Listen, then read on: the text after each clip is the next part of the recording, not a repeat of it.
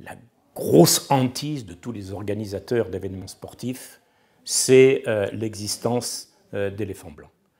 Alors, les éléphants blancs, c'est quoi? Ce sont des infrastructures complètement surdimensionnées et qui ensuite vont devenir complètement inutiles après la fin de l'événement organisé. Alors, en matière de football et de Coupe du Monde, bien sûr, le gros enjeu, ce sont les stades. Alors, ces stades de football, ils peuvent être surdimensionnés, soit du fait d'une fréquentation habituelle en spectateurs insuffisante, soit du fait de l'absence d'un club résident, soit du fait d'une incapacité à mobiliser des fonds nécessaires pour entretenir ces infrastructures qui sont éminemment coûteuses. En Russie, on estime par exemple que c'est de l'ordre de 5 millions d'euros le coût annuel d'entretien d'un grand stade.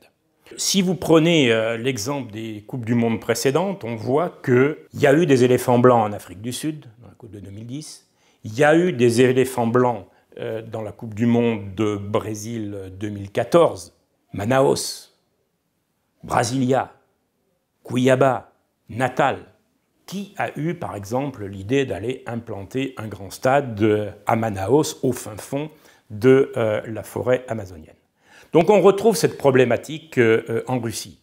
C'est-à-dire que la décision d'implanter un certain nombre de grands stades obéit à une logique politique d'aménagement du territoire, au nom d'une certaine équité dans la répartition des stades.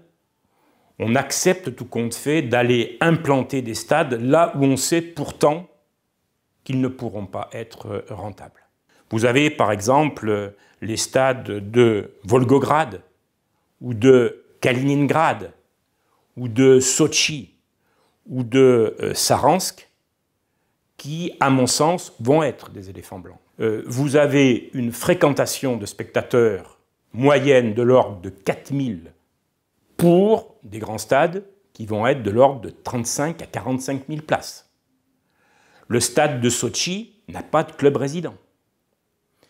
Donc le gouvernement russe a été conscient de ce problème et a promis une subvention de l'ordre de 200 millions d'euros pour essayer de faire en sorte que, après la Coupe du Monde, ces grands stades présentent quand même une certaine pérennité.